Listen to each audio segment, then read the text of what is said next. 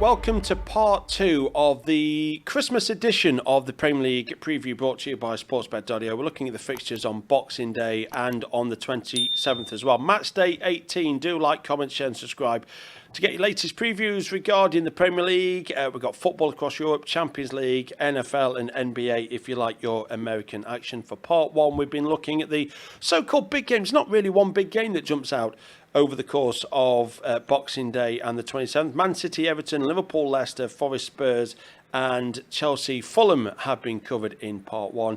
In this part 2, we're looking at every other game and we're starting with Bournemouth against Crystal Palace at prices at the time of recording. Bournemouth are 1.86 firm favourites to beat Crystal Palace, who are 3.85 for the tie. I'm coming to you in your very fetching Christmas cardigan, Mel's. Your thoughts for Bournemouth Crystal Palace? I think it'd be a good game. Yeah, I think it'd be a good game. Bournemouth have impressed us all this season. If you're looking at the league table 5th, you're thinking surely they can't stay there. But at the moment, they've been good value for that. They've been good to watch. Good for a goal.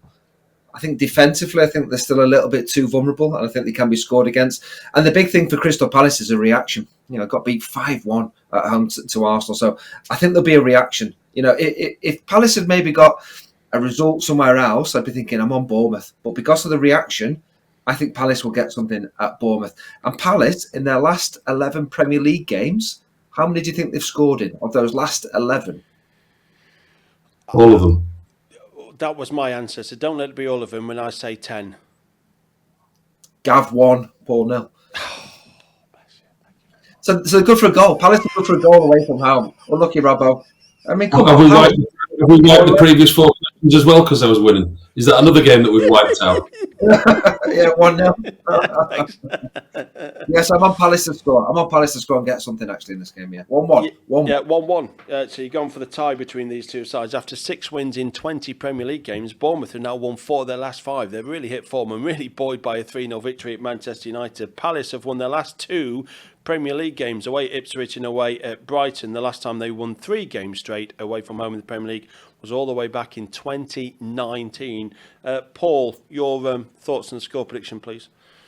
Bournemouth are flying, but I don't know if you know that Palace have scored in 10 of the last 11 Premier League games. So Palace are good for a goal. Before they got thumped last week against Arsenal, there were 5 games without defeat, Palace. They looked like they turned a corner.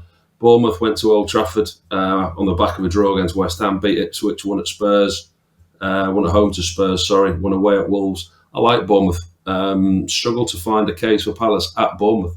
I'm going to flip-flop that on its head. I'm going to go Bournemouth home win 2-0. Palace are due not to score. Well, it's interesting that you've gone for the clean sheet because the last 7 meetings between these two sides, both teams to score, has failed to land in all 7. So it's been a long time since we had a fixture between Bournemouth and Crystal Palace where both teams did find the back of the net.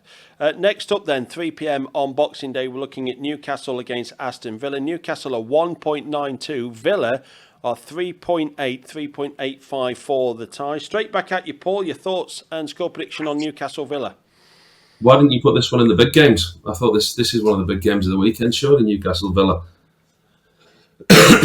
Listen, Newcastle at home, different. You're not answering that. Okay, we'll carry on. Newcastle at home, different proposition.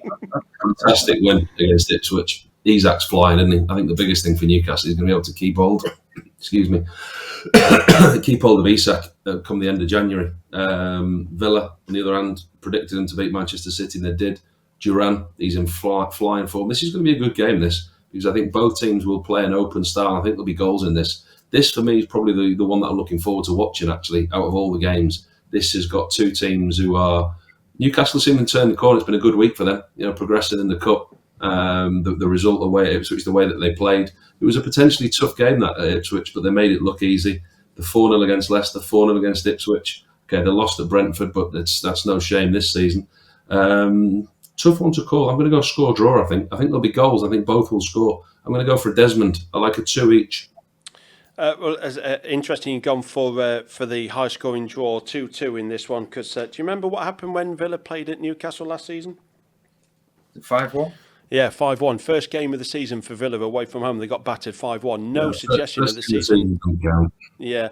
Well, it's funny, actually, because Newcastle won 3-1 away at Villa. So as good a season as Villa had last season, and it was a belter, Newcastle scored 8 past them. Isak scored 2 for Newcastle in that 5-1 win. And Isak's got 9 in his last 9.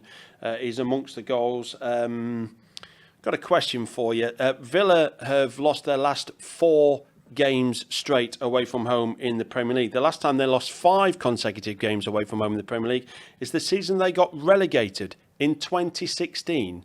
Can you name either of the other 2 clubs that got relegated alongside Villa when they last lost 5 games away from home straight in the Premier League? 2016. Norwich, West Brom, Fulham. Must be one in there. Norwich is correct. Can you name the other? Go on, Robert.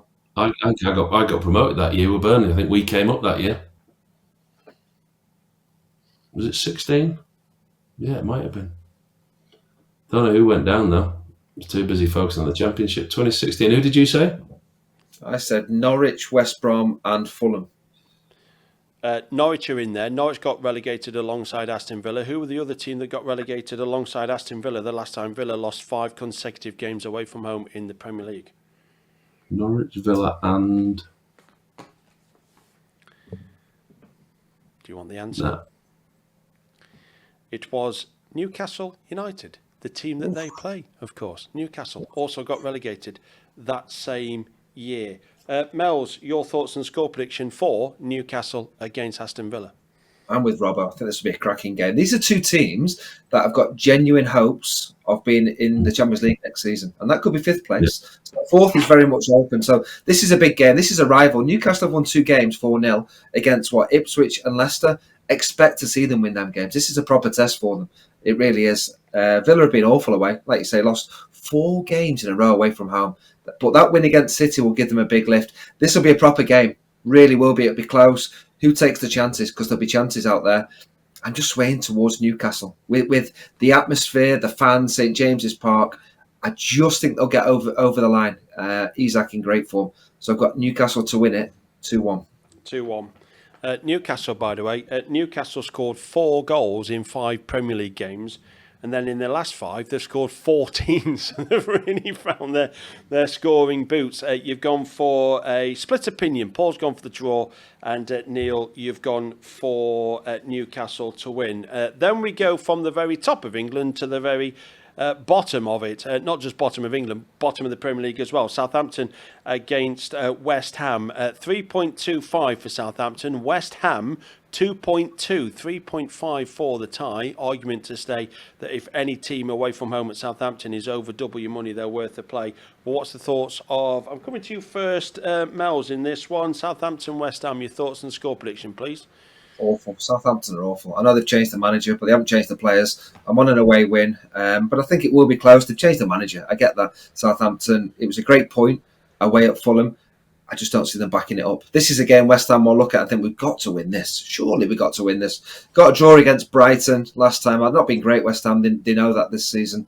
But yeah, I'm on West Ham to have too much for Southampton. Not a massive scoreline, because I just think Southampton will keep it close. But West Ham to win 2-1.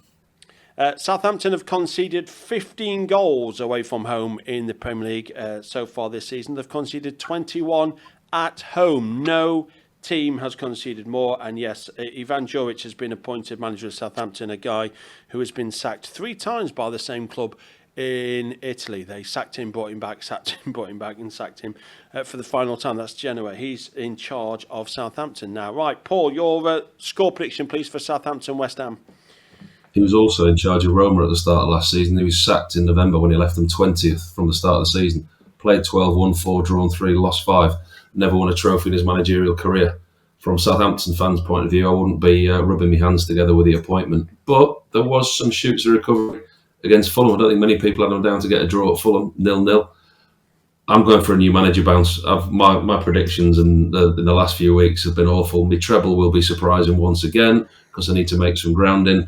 And simply due to the fact that I've put Southampton into my treble, there you go, let you behind the curtain for a bit. I am going to go for Southampton to beat West Ham, who I saw at the weekend, actually. I was at the West Ham-Brighton game, and Brighton should have beaten West Ham. Defensively, they were better in the first half.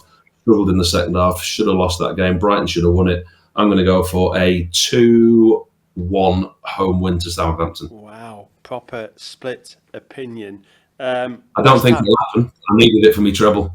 No, that's fine. West Ham have not won any of their last 4 games at Southampton, but that was possibly a very different Southampton side. But still, the Southampton have got a good head-to-head record at home to West Ham. We shall see. Big price going in the treble, that's to come. We'll move on to a 5:30 kickoff for Boxing Day. We'll look at Wolves against Manchester United. Wolves are 3.85. They are off the back of a 3-0 win at Leicester. Manchester United are off the back of a 3-0 defeat. 1.96 for Manchester United, 3.65 for the tie. Paul, I'm coming to you first. I think this one's a pretty tough one to call. No, I like Wolves. I like Wolves with Pereira. I think they've got a decent squad in there. Watched quite a lot of the Saudi Pro League this year. He's taken Al Shabab, one of the teams that are on a lowest budget, to 6th this season. He's a manager who gets his teams organised. The 7 wins out of 13 games, won 2 titles with Porto, won a title with Olympiacos.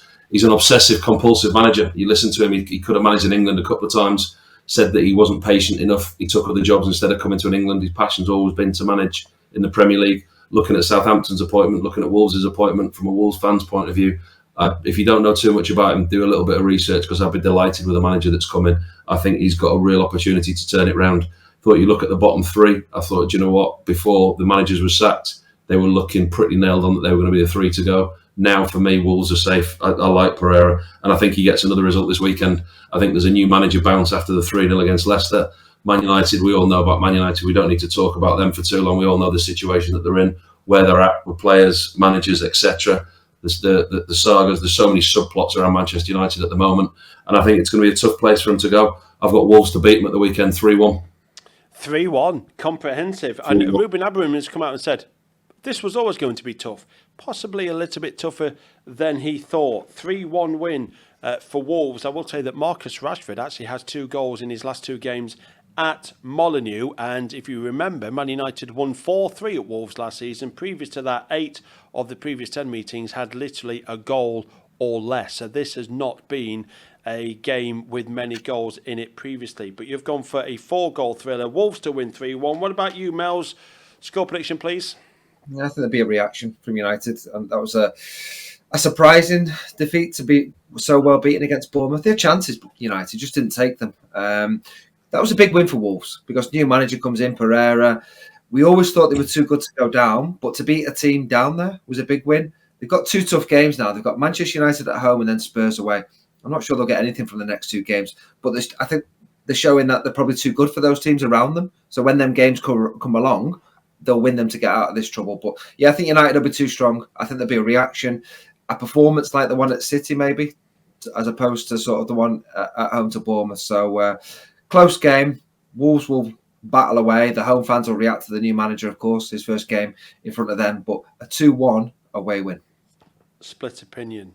Manchester's a funny old footballing city at the moment, where you have no idea what you're going to get from City, and you've got no idea what you're going to get from United. Although Wolves fans will be coming into this with renewed optimism, but they also have no idea what Wolves side is going to turn up. I think this is a tough one to call. I can understand the split opinion. Then we'll go to the 27th. We've done with Boxing Day. Thanks very much. 7:30 kickoff on Friday, UK time. We're talking Brighton at home to Brentford. Prices at the time of recording. Brighton are 1.67. Brentford, we know that their away form is pretty dismal. They are coming off the back of their first home defeat. 4.6 for the Bees. The tie between these two sides is 4.4. I'm coming to you first, Mel's. Your thoughts and score prediction from Brighton-Brentford, please. Yeah, I think there's been times this season when Brentford have played better than maybe what the results have suggested. I think they've drawn too many games. They've got it down as 4 at home, and maybe they should have won a couple of those games. Robbo's saying there they should have won the game at West Ham last time out. It was only a draw. So I just feel as though there's a performance around the corner for Brighton. They haven't won in the last 5, and this is a sort of fixture where I think they'll get a bit of joy. Brentford are a good side, certainly at home. Surprised they got beat by Forest. But yeah, I just think they're a bit hit and miss, certainly on the road, Brentford. So I'm on home win, Brighton to win in a 3-1 win. 3-1 win for the home side. After winning 4 of 6 Premier League games, Brighton have won none of their last 5. And Brentford don't win away from home, but they do score plenty. They've scored in 22 of their last 30 away games in the Premier League. Both teams scoring a win for the home side for Mells. What about you, Paul? Where are you going? Yeah, Brighton. Was impressed with them at the weekend. The first half was really poor. I mean, from both sides, West Ham and Brighton, both let each other have possession. It was quite mundane, and it was a really poor game, in all honesty. Difficult one to commentate on at times. Second half, it was really good. Brighton came out. Baleba, he's a proper player, defensive midfielder, sits in front of the back four, picks out the passes, he pulls the strings. Matoma on the left, the Grada on the right-hand side. Jorginho Ruta played in that number 10 role, and Ciso came on. Listen, João Pedro, he is a proper player. He's gonna go on. Listen, no disrespect, he's gonna go on to bigger and better. Not necessarily as a 9, like him playing as a 10, but he plays as a 9. For me, Brighton at home will be too strong for Brentford, who do struggle away. João Pedro, always good for a goal. Brighton 2-0 and a João Pedro goal.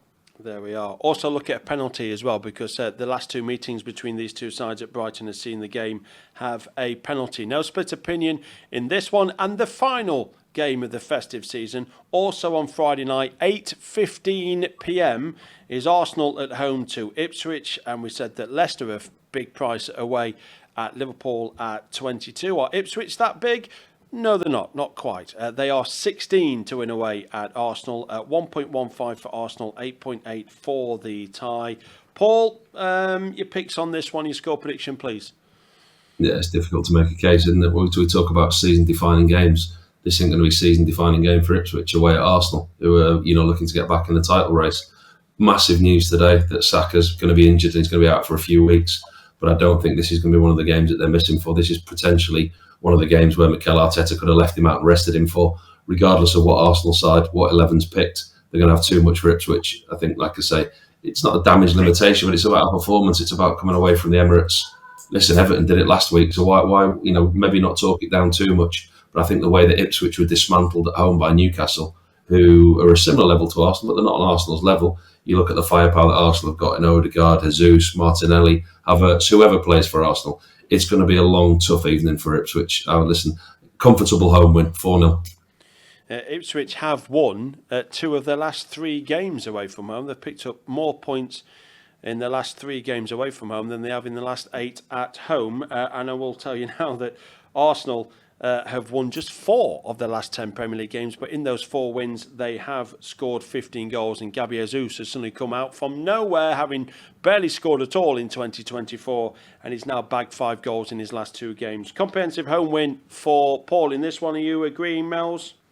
100% agreeing, absolutely, yeah. 1979 was the last time Ipswich won in the league at Arsenal. Not going to ask you for the scorers, because I don't know. John Wall. I don't know. I'm sorry, Ipswich fans. I don't know who scored the goals that day. Alan Brazil. I'll have a look, actually. Listen, it's a fantastic year for football that year. Bobby Robson was the manager, I think, for Ipswich the last time they won in the league. Was it Alan Brazil? No, I don't know, but he said 1979 was a great year for English football. I'm assuming that's the year that Robbo was born? Absolutely. There we are, I see. We're on the same wavelength. I'll have a look, actually. I've got a question for you about this game, but while you're giving me the score prediction, let me have a look if I can find out who scored that winner in 1979. Well, it was 2-0, so maybe 2 of them scored. Anyway, so Arsenal are 11 unbeaten at home, 3 clean sheets in a row. So that's the question. Do Ipswich score a goal? Probably not. So I'm on a home win with a clean sheet. Saka missing's a bit of a blow. Of course, it will be for some of the games coming up. Probably not for this one. 3-0 rather than Paul's 4. Yeah, I can't find out who scored the winning goals for Ipswich. Not that I think many people will care. By the way, the last time these teams met at Arsenal was a Highbury, of course, back in 2002. Arsenal won 2-0. One player for Arsenal scored both goals that day. Who is that player? Just throw out some names. Right. Will Tord. No, not Ian Wright, not Viltord. Keep going. 2002. Yeah, got both Bergkamp. goals. Nope, not Bergkamp. Who was the one you mentioned? Overmars? No. Vieira. No. Omri? No. Omri? Petit. No. Was it before that? No, he's in the same era. No, same era. Wiltord. Midfielder, not Viltord, no. Lala. No. Lundberg? It's the right answer. Freddie Lundberg is the right 1-0. Pretty much the one player that you hadn't mentioned through all that lot. Yeah, Freddie Lundberg scored a brace last time Arsenal played at home to Ipswich, 2002. Thank you very much, guys. Whatever your bets are, please do gamble responsibly. That is the guys' thoughts regarding the fixtures for Boxing Day and the 27th. Next up, we're going to be looking at the predictions from last week. And this is where Robbo and Mel's are trying to get their hands on this glorious trophy, the sportsbet.io trophy. The way it's working is we're looking at the predictions, and then we're going to give a point for a correct result and 3 points for an absolute bang-on scoreline. Heading into this week, Neil was leading 6-5. I'm going to be trying...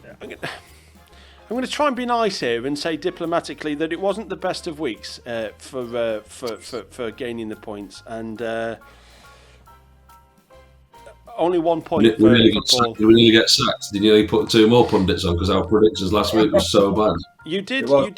Your point came from Villa. Again, it seems to be one of those though where just the occasional, just last-minute goal here can scupper you, but it ended 3-1 in favour of Mel's. So. You've now taken a 7-5 lead. And same as Mel's has pointed out in the communication on WhatsApp, it's now 11 weeks. Is it 11 weeks, something like that? Or 1 win in 11? 12. 1 win in 12 for Robbo. So, just call me Pep. Just call me Pep and I'll come back. So Pep is... yeah. But what we're going to do is we're going to look at how you fared for Boxing Day, for Matchday 18, and we'll be back in just a few days' time because, of course, it's not too long before we head into Matchday 19 as we say goodbye to 2024. Now it is time for the trebles.